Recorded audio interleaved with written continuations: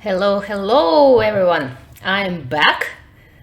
I'm back from playing Women's Bundesliga, the final weekend. And before proceeding to my main goal of this stream, which is speedrun part number 5, I'm gonna talk a little bit about this final Bundesliga weekend that I just played. Actually, I got back home last night, and my team won.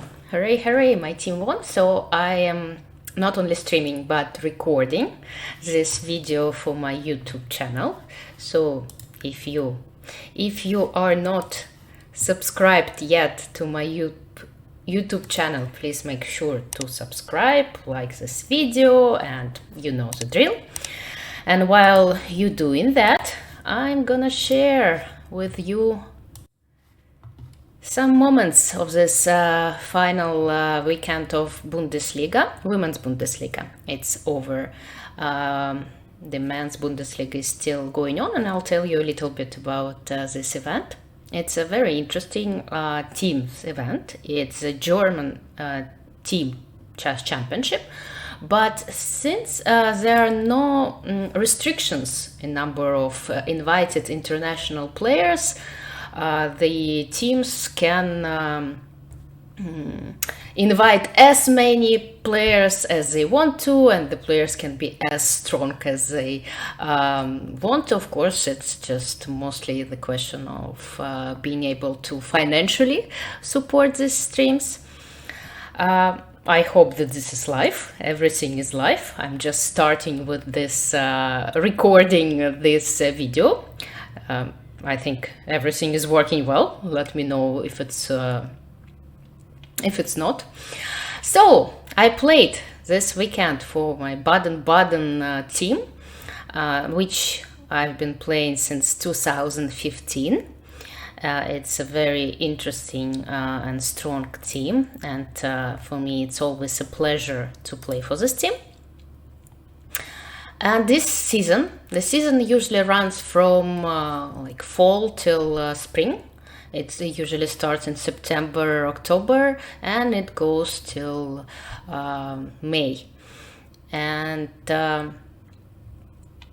this season somehow just flew by very, very fast. There were some changes due to pandemic and COVID restrictions, and I played only 2 final games. I played only 2 final games for my team. You can see all the players that participated throughout the season.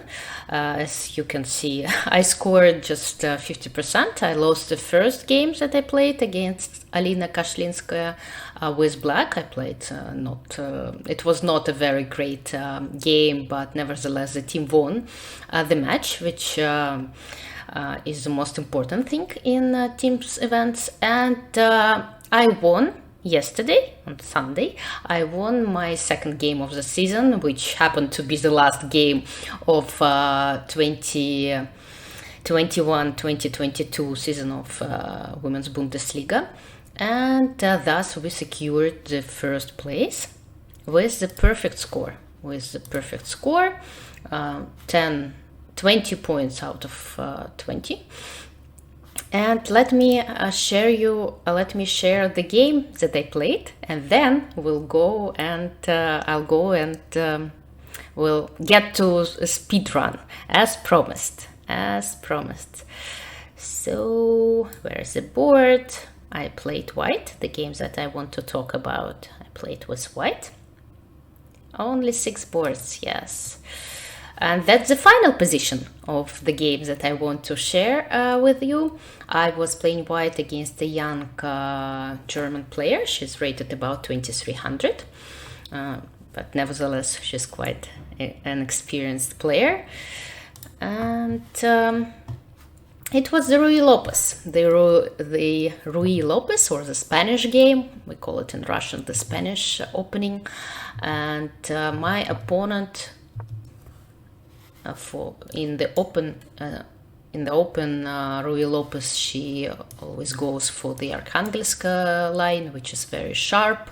And since the game the game started at 9 a.m., I didn't really want to dive into such complicated theoretical discussions. So I opted for a quiet d3 move, which is close to E. Lopez.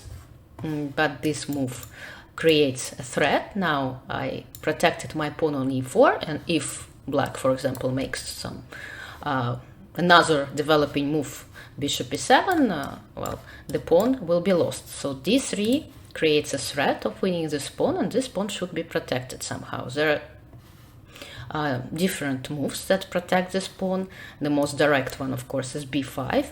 Bishop c5 also protects this pawn, but I'm indirectly, because this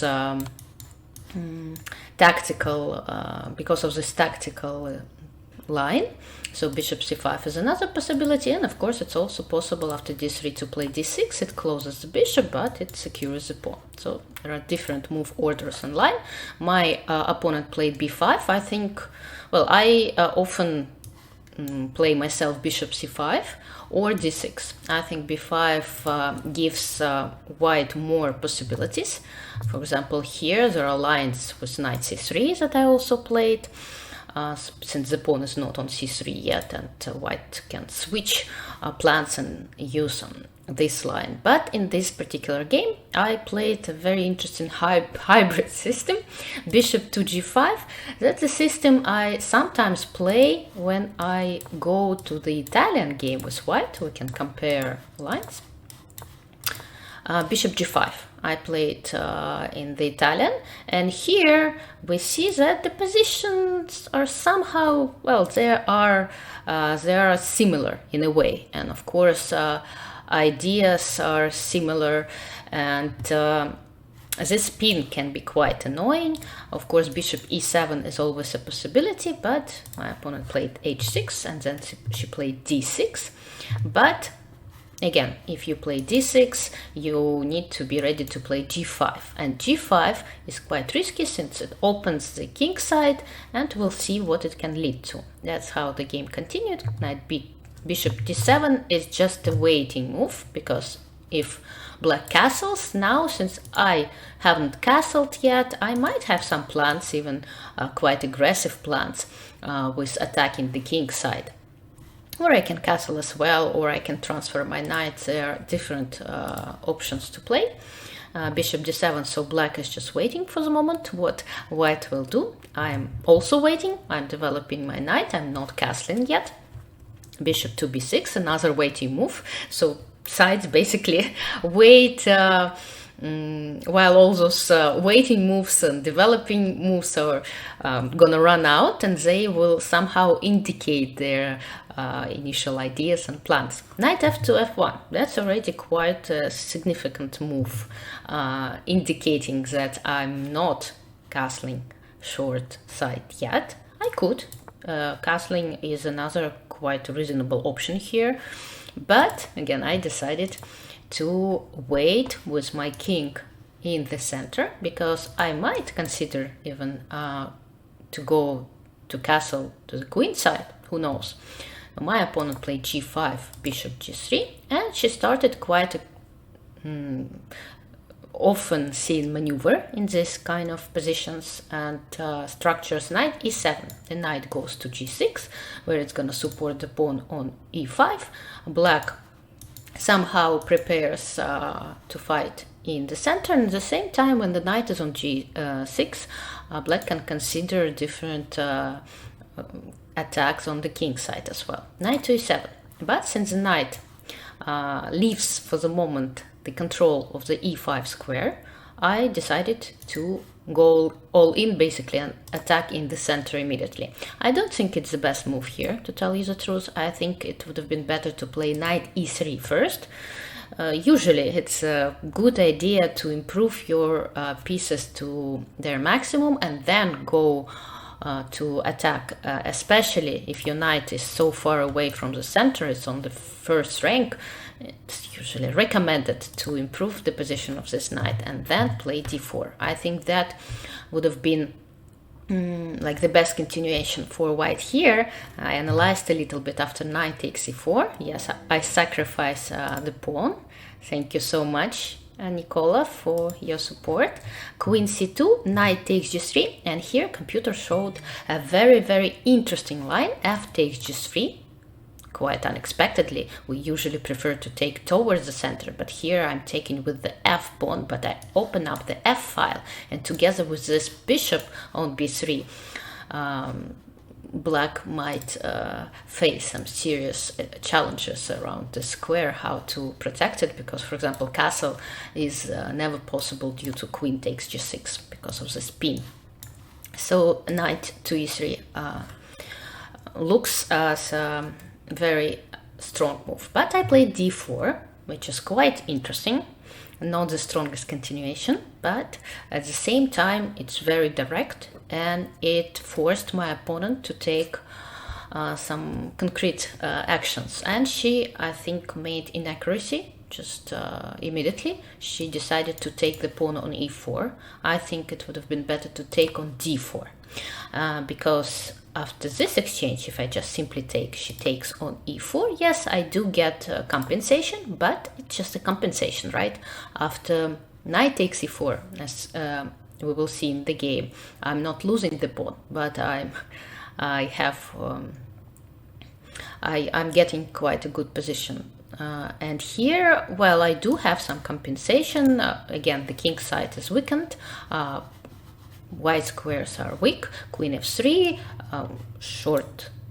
long side castle is possible, then h4 if she castles king side. So there is some tension and interesting plays ahead, but it was definitely the move to continue the game, because I was thinking about e5, but e5 here, well, still is a pawn sacrifice, and yes, I do have some compensation, for example here, but again, it's double-edged, it's risky. While after knight takes e4, it's not as risky anymore for white, because I just simply take the pawn, take back, and my opponent hoped to win the pawn after g4, but she didn't, I think, evaluate the position that arises after that. I just retreat my knight, so she needs to take the bishop, that's her plan, and she was hoping that this extra pawn gives her some advantage, but in fact, since the king is weak, this pawn is weak, and black squares are weak, and my knights are just in time to use these weak black squares.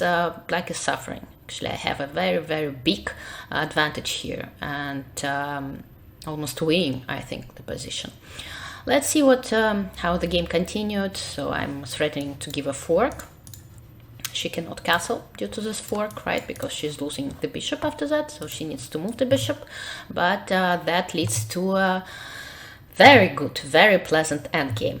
I'm winning back the pawn that I sacrificed a few moves ago, but at the same time, we can see how weak black pawns are, and the king and the rooks. The rooks are not coordinated. It's not so easy to coordinate them, and thus I'm going to get to the 7th rank, and all that leads to a huge positional advantage for white. Knight c6, rook to g7, and we see that it's not so easy to fight against this rook, because again my knights are just in time to protect the rook and to check the king. So my opponent played rook to g8, but then I can simply grab the pawn, so I have an extra pawn, and despite the fact that my knight is on the edge of the board, but my opponent cannot really attack it, and my rook is protecting the knight. I'm gonna play h3, knight g4, and yeah, just simply a very pleasant and a winning position, but somehow I failed to be precise till the very last moment. That's a difficult part of it. My head just said to myself, okay, I'm done, I've done my job, now it's up to you. And okay, it's up to you. I was playing well, but didn't well and precise. till the very last moment. Why not trade rooks? I'm not sure where should I trade them, but my rook is just so much better placed. Here it's just perfectly placed. It supports the knight, it cuts off the king, it creates some checkmating threats. So why to change your active piece for a piece that is placed worse? Knight e4 again. Fork is in the air, king d8, and here the move of the game. I was so happy and delighted to castle on the 30th move in the endgame. I mean, endgame is on the board, but I castled nevertheless, and actually it's a good move. Of course, king e2 would be as good, but by castling, I protect this pawn, so I kind of free up this knight, and my plan is to get to f6 with this knight and just simply play h4, h5, trapping the rook. Apparently, this rook is trapped. King c8, knight g to f6, so h4, h5 is a huge threat. Rook d3, and here h4 I think would have been the easiest way to proceed, but somehow I didn't want to let my opponent play rook f3, and then after h5 she can take on f6. But of course here I'm winning. If she takes with this rook, I'm taking the rook on f3, and if she takes with that rook, I'm taking the rook on g6. I don't know why I didn't play h4. I decided to improve my position even a little bit more, not to give any chance to my opponent, so I played king to h2. But here suddenly after knight a5, the knight is just in time to get to g2. So some complications start, but of course I have such a great position, a completely winning position, so those complications should be in my favor. It's just a question of a few precise moves. Rook takes f6, like the last chance for black to complicate the game. Knight takes f6, knight to d2, and here, well, some strange things started to happen. First of all, I had to take some moment to relax, to breathe, and to calculate not a very difficult line, which starts with removing my rook out of this attack, then playing h6, and yes, there is a check, but check is not a checkmate. I can go to h1, the check. There are no more checks. The knight on f6 is perfectly securing, guarding these squares, so she cannot transfer her knight closer to my king. She cannot transfer her rook to the h file, and my pawn is just about to be a newly born queen in 3 moves. So the position is completely winning. Instead, I played king to g1, which is still a winning move, but I'm giving back the sacrificed exchange. But here again, I needed to calculate one simple line, which starts with this move, h6. So if she gives a check, she wins this pawn on f2. But here I can play rook f7 or rook h8. Well, rook f7 probably being the easiest. And there is no way for her to stop the pawn. She is gonna need to give up her rook. And of course, with an extra rook, this endgame is won. That would have been like the way to continue, but I blundered. I had 1 hour on my clock while my opponent was in time trouble. And here, instead of taking some 5-10 minutes to calm down, calculate everything till the very end, and to be precise, you know, the rules that one should follow when having a winning position, instead I blundered. I played knight e4, and that gives black extra chances because, well, she attacks the knight. If I retreated, then the pawn is gonna on f2 is gonna be lost. And if I play f3, the problem is that the pawn on g2 is lost, and the pawn on g2, so she's just in time to get her rook behind my passed pawn, which is a perfect place for a rook in an endgame, and she's just in time to play bishop d4, and due to this x-ray, after knight g5, which is actually the only winning move here, it's still winning, the position is still winning, but there are some complications. She plays c5, and she creates this e4 discovered attack threat. But I played rook d8, which is a great move, because here, if the rook, for example, goes to g2, somewhere after e4, if the rook goes to g2, I can always sacrifice on d4 and promote my pawn. King c6, and here was another moment which I needed to be precise. I had this move, king to c4, but somehow I refused to make it due to rook c2 rook c3 check, and I didn't realize that here I can just simply play king to b2, and thanks to my rook on d8, if she goes with her rook with a check, I just simply take on d4 and I promote my pawn. But, well, unfortunately, somehow I didn't see it. I played a4, which is an okay move, but unfortunately for me, rook h5 here almost saves the game. I'm not sure if it's completely drawn already, but good chances for black. Luckily for me, my opponent made a serious mistake. She removed her bishop from a beautiful square on d4. Well, she didn't want it to be under attack all the time, but she removed it. But at the same time, she gave me time to play king c4. That's a move that I really needed. And here the position is winning again. So e4 is the last chance to open up this bishop. But here I just take the pawn. Bishop f6, yes, is a double attack, but it doesn't really bring any problems to me because I play rook f8. And if bishop takes on g5, I promote my queen. It's a winning endgame. Bishop d4, rook e8, king d7, and here I just needed to play rook a8 because she cannot do anything about my pawn on h7. I mean, her pieces are kind of stuck and need to control it all the time. And I'm going to take the pawn on a6, create the second pass pawn, and just promote it. If she plays rook h5, for example, I can always retreat my knight because rook h7 is not possible due to this beautiful skewer. But again, for some reason, I decided that exchanging these two pawns for my one pawn on h7 gives me a winning endgame. It's completely wrong because this endgame is drawn already. So a lot of mistakes in this game. Let's say that it was due to the early start of the round. 9 a.m. is quite early to start it. Rook h4, king d3, rook g4, but here I spent almost all my time that I had left, like 30 minutes. And well, I found a very nice trick, which shouldn't work, but the problem is if I go to knight to e6, which I was originally planning to do, she goes to f2, and she's threatening always. Well, rook g6 is not a threat right now, but if, for example, I play a5, she has c4. That's a threat. So I decided to play knight to f7, and after rook f4, she has a rook on f4, and it changes the position after rook a7, king e6. King c6 was the right way to go.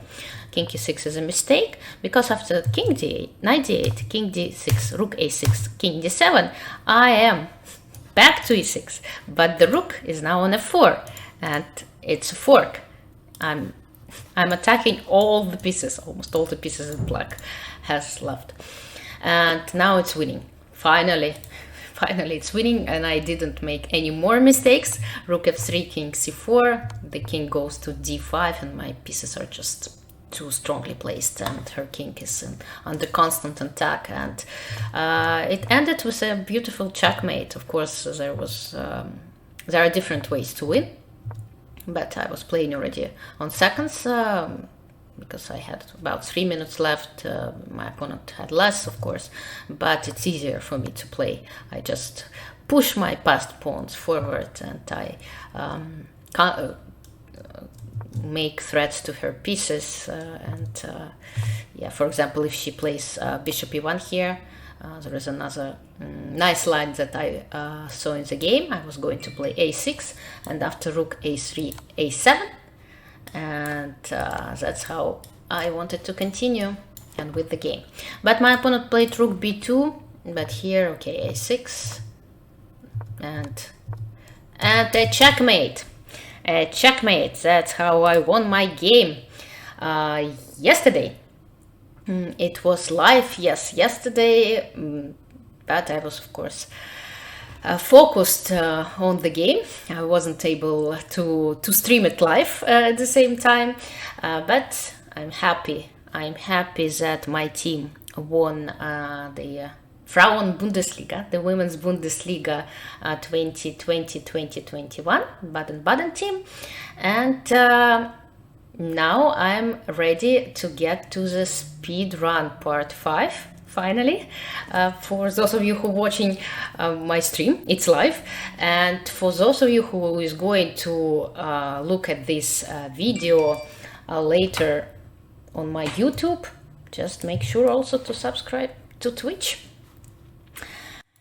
And yes, don't forget to like this video and to subscribe to my YouTube, Twitch, and I'm gonna do a lot of reviews in Russian for Norway Chess and for the candidates tournament, of course. So stay tuned. And yeah, now I'm back. Now I'm back to streaming, fully concentrated mode of streaming.